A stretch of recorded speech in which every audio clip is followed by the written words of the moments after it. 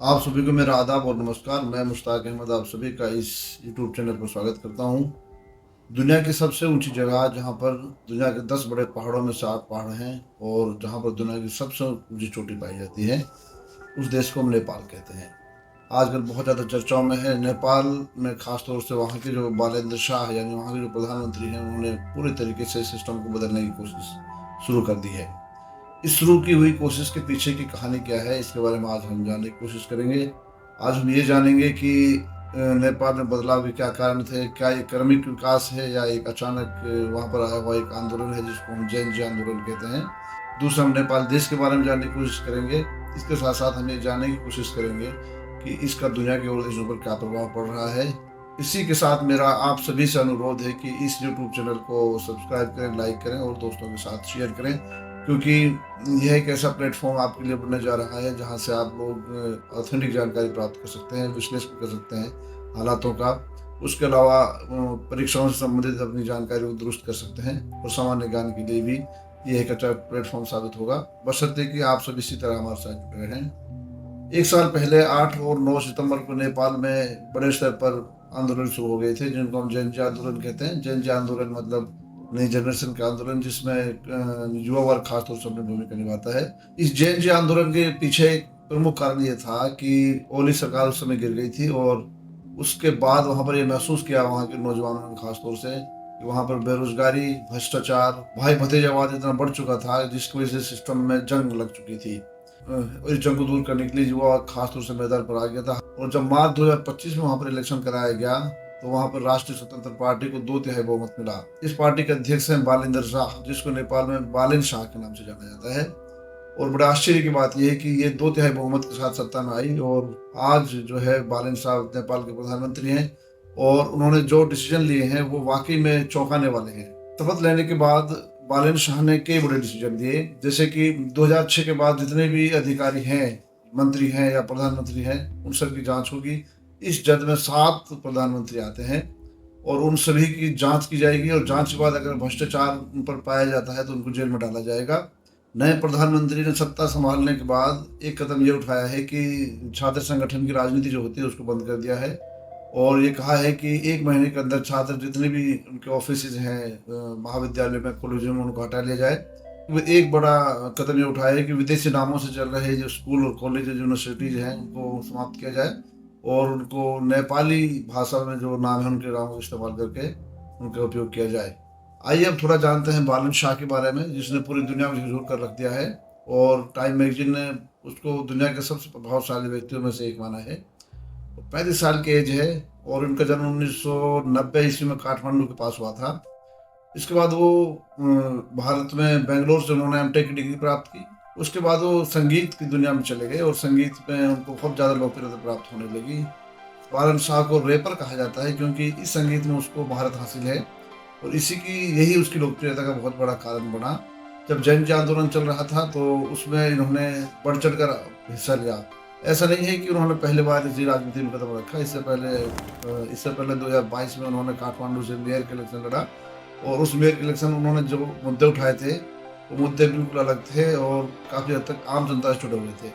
और इसके बाद 2022 से 2026 तक काठमांडू में वो जो है वो मेयर का पद उन्होंने संभाला। इस तरह उनको राजनीतिक अनुभव हो चुका था। खास बात ये थी कम एज में बड़े कीर्तिमान स्थापित उन्होंने किए हैं। अब थोड़ा नेपाल देश के बारे में जानते हैं। जैसा कि पता है कि नेपाल जो है वो हिमालय की गोद में बसा हुआ एक देश है और नेपाल में कहते हैं कि अचानक परिवर्तन हुआ है, जैन जी आंदोलन का प्रभाव है।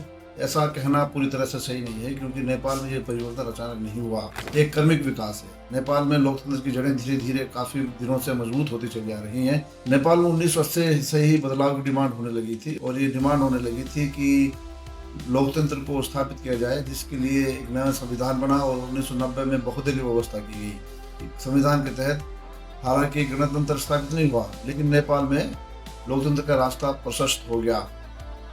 नेपाल में लोकतंत्र की जड़ें या लोकतंत्र की भावना इतनी ज़्यादा मजबूत होने लगी कि 2008 के आते आते यह महसूस किया जाने लगा कि पूरी तरीके से जो है राष्ट्रीय समाप्त होनी चाहिए।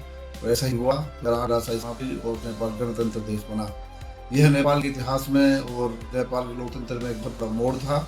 इसके बाद जो है पहले राष्ट्रपति जो नेपाल के बड़े नाम पर कहते हैं इसके बाद नेपाल में राष्ट्रपति का इलेक्शन हुआ और राम वरण यादव नेपाल के पहले राष्ट्रपति बने। 2015 में नेपाल में बड़ा पड़ाव आया जब जब संघीय व्यवस्था की स्थापना की गई। इसके साथ साथ जो है नेपाल में धर्मनिरपेक्ष राष्ट्र घोषित किया गया। हालांकि नेपाल में 81% जो है हिंदू हैं, 9% बौद्ध हैं और 4.5% मुस्लिम्स हैं। उसके अलावा और भी धर्म के लोग वहाँ पर रहते हैं। तो नेपाल ने धर्मनिरपेक्षता का रास्ता इसलिए अपनाया कि नेपाल आधुनिक देश बनना चाहता था। उसका परिणाम जो निकला 2026 में आते जैन जी आंदोलन हुआ। नेपाल की जनता इस बात के लिए तैयार है कि वहाँ पर परिवर्तन हो और वो नई दुनिया के साथ जीना चाहते हैं। आइए हम थोड़ा सा नेपाल और भारत के संबंधों के बारे में बात कर लेते हैं। कुछ लोगों का मानना है ये है कि नेपाल जो था वो भारत का हिस्सा था, क्योंकि वहाँ पर भी 80% हिंदू है, यहाँ पर भी 80% हिंदू है और मान्यताएं, नाम और कल्चर लगभग एक जैसी है। अधिकतर लोगों का मानना है कि नेपाल जो है वो भारत का ही हिस्सा रहा होगा। लेकिन नेपाल में अगर ये बात कह दी जाए तो नेपाल के लोग इससे सख्त नाराज हो जाते हैं, क्योंकि उनका ये मानना है कि उनका देश आज़ाद था और वो किसी और देश का हिस्सा नहीं है। इस बात को और बेहतर तरीके से समझने के लिए थोड़ा अतीत में चलते हैं। जब भारत में ईस्ट इंडिया कंपनी का शासन था तो कंपनी ने नेपाल पर आक्रमण कर दिया, जिसकी वजह से 1814 से 1816 के बीच नेपाल युद्ध हुआ। इस युद्ध में नेपाल और जो ब्रिटिश सरकार थी उसके बीच में एक समझौता हुआ, जिसके तहत 1816 में संधि हुई, जिसको हम सुगौली की संधि कहते हैं। इस संधि ने नेपाल को एक स्वतंत्र देश का दर्जा दे दिया और 1923 में फिर एक संधि हुई, जिसके तहत नेपाल को पूर्णतः एक लोकतांत्रिक और स्वतंत्र देश घोषित किया गया। और नेपाल पहला देश है जो दक्षिण एशिया में जिसका दूतावास जो है वो लंदन में खुला था। आप इसी से आइडिया लगा सकते हैं कि नेपाल अपने आप में एक स्वतंत्र प्रभुसत्ता रखता है और वो ये नहीं स्वीकार करने को तैयार है कि किसी अन्य देश का उस पर दबाव रहा है। हालांकि नेपाल एक लैंडलॉक देश है, भारत पर ही वो पूरी तरह से निर्भर है, क्योंकि समुद्र से वो कहीं जुड़ता नहीं है। एक साइड चीन है, एक साइड भारत है। नेपाल जब बेरोजगारी बढ़ती है तो भारत में आकर उनको रोजगार मिलता है और नेपाल के लोगों को भारत में कुछ सुविधाएं भी दी जाती है। इसके अलावा नेपाल और भारत के बीच व्यापार एक बड़े स्तर पर होता है। एक परंपरा ये भी है, जब नेपाल में इलेक्शन होते हैं तो जब वहाँ पर प्रधानमंत्री चुना जाता है वो सबसे पहले भारत की यात्रा करता है। और हाल ही में ये चर्चा है कि बालेन शाह भारत में आ रहे हैं। भारत के सपोर्ट के बगैर नेपाल को आगे बढ़ना थोड़ा मुश्किल है। दूसरी तरफ चीन जो है उसका कम्युनिस्ट प्रभाव 2006 के बाद काफ़ी बढ़ा है और चीन अपने तरीके से उसको प्रभावित करना चाहता है। चीन ने वहाँ पर इन्वेस्टमेंट किया है। इन्वेस्टमेंट इतना ज़्यादा है कि चीन की तरफ नेपाल को झुकाव होना निश्चित है। अमेरिका भी इसमें अपना इंटरफेरेंस इसलिए रखता है क्योंकि वो चाहता है कि चीन का प्रभाव नेपाल में नहीं होना चाहिए, इसलिए वो उसको बैलेंस करने के लिए जो इंटरेस्ट है उसके अमेरिका के वो भी अपने यहाँ पर रखता है। इस तरह नेपाल एक बफर स्टेट होने की वजह से कहीं न कहीं जो बड़ी शक्तियाँ हैं आसपास की उनका बड़ा प्रभाव है और वो इसकी राजनीति को प्रभावित करते हैं। नेपाल की राजनीति में भारत का समर्थन सीधा सीधा मधेसी वर्ग को रहा है, क्योंकि तराई क्षेत्र में रहते हैं और नेपाल की राजनीति में इनके प्रतिनिधित्व को बढ़ाने के लिए भारत ने वकालत की है। भारत और नेपाल के बीच में कोई वीजा नहीं लगता। नेपाल के लोग भारत आ सकते हैं, भारत के लोग नेपाल जा सकते हैं।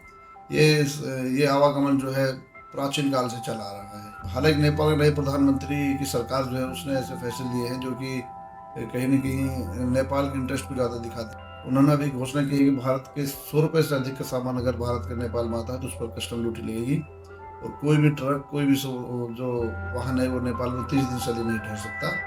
इस तरह से उन्होंने कई ऐसे प्रोविजंस किए हैं जो सीधे सीधे भारत को प्रभावित करते हैं। इसके बावजूद भारत की सरकार ने अभी तक कोई भी प्रतिक्रिया व्यक्त नहीं की है। भारत और नेपाल दोनों 1751 किलोमीटर की सीमा शेयर करते हैं। नेपाल को भी बहुत सारे मुद्दों पर आत्ममंथन करने की जरूरत है, जैसे कि नेपाल में गरीबी अभी बहुत ज़्यादा है। हालांकि सुंदर देश है लेकिन गरीबी बहुत है नेपाल में अभी भी। इसके साथ संयुक्त राष्ट्र संघ की जो मानव विकास सूचकांक होता है उसमें नेपाल की जो रैंकिंग है वो 119 देशों में से 134 है।